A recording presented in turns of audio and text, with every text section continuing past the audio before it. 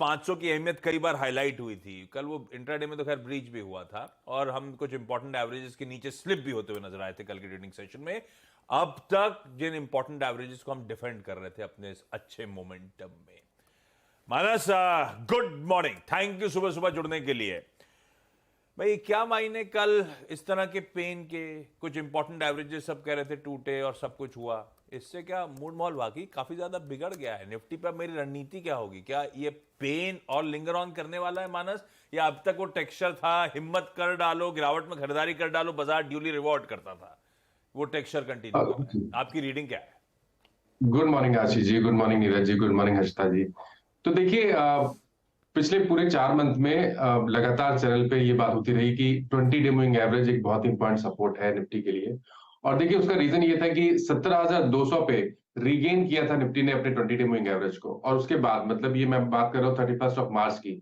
उसके बाद से लेकर अभी तक लगातार निफ्टी ने हाई टॉप हायर बॉटम बनाए और हर गिरावट पे 20 डे मूविंग एवरेज पे सपोर्ट लिया और फिर से एक नया हाई बनते हुए हमने देखा। लेकिन कल तो डेफिनेटली रिवर्सल देखने को मिला। उसके दो कारण हैं। पहला कारण तो यह है कि 20 डे मूविंग एवरेज ब्रीच हो गए, उसके नीचे निफ्टी फिसला। और दूसरा कारण यह है कि जो हाई टॉप हायर बॉटम्स का ट्रेंड था, वहां पर रिवर्सल देखने को मिला है। अब आपको चार्ट पे लोअर टॉप लोअर बॉटम देखने को मिलेंगे। जो अभी 2 दिन पहले हाई बना वो लोअर हाई था, और कल जो बॉटम बना वो लोअर लो था। और ये जो लोअर टॉप लोअर बॉटम्स का कंफर्मेशन मिला वो 20 डे मूविंग एवरेज के नीचे मिला।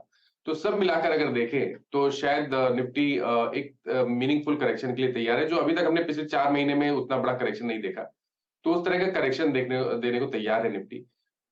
लेकिन रणनीति, अगर हम आज की रणनीति की बात करें तो रणनीति तो उछाल पे ही बिकवाली करने की होगी, क्योंकि अगर हम सबसे पहले टारगेट सेट करेंगे तो वो 19,375 के रहेंगे।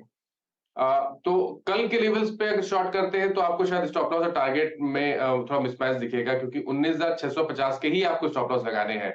उसके नीचे आपको स्टॉप लॉस नहीं लगाने हैं। तो कोई बाउंस बैक देखने को मिले करीब कल के क्लोजिंग के हिसाब से अगर हम देखें तो शायद 40-50 रुपए जब आपको पॉजिटिव निफ्टी देखने को मिले और 19,560 से 575 की रेंज में आए, तो वहां पर बिकवाली करिए 19,650 के स्टॉप लॉस के साथ। और फिर आपके टारगेट 19,375 के रहेंगे। तो अब ये सेल ऑन रैलीज का मार्केट है, तो वही स्ट्रेटेजी आज के लिए भी रहेगी। खरीदारी और केवल तब करेंगे जब निफ्टी रिवर्सल दिखाएगा और ब्रेकआउट देखा 19,725 के ऊपर। अगर 19,725 के ऊपर निफ्टी निकलेगा, अब आपको तभी खरीदारी करनी है। और आज के सेशन में भी अगर वी शेप रिकवरी देखने को मिले और 750 725 के लेवल्स ब्रेक हो जाए, तभी आपको निफ्टी में खरीदारी करनी है। तो सेल और रैलीज का मार्केट है। ध्यान रखिए, जब उछाल मिले तो आपको बिकवाली करनी है 19,650 के स्टॉप लॉस के साथ। बैंक निफ्टी का स्ट्रक्चर भी बिल्कुल सेम है जैसा निफ्टी का है, लेकिन इसमें मूविंग एवरेज का फर्क है। जहां पर 20 डे मूविंग एवरेज निफ्टी में था, यहाँ पर 50 डे मूविंग एवरेज बहुत इंपॉर्टेंट है। 20 day moving average I think 2 month पहले ब्रेक भी हुए थे, उसके नीचे भी बैंक निफ्टी गया था। तो यहाँ पर 50 डे मूविंग एवरेज बहुत इंपॉर्टेंट है।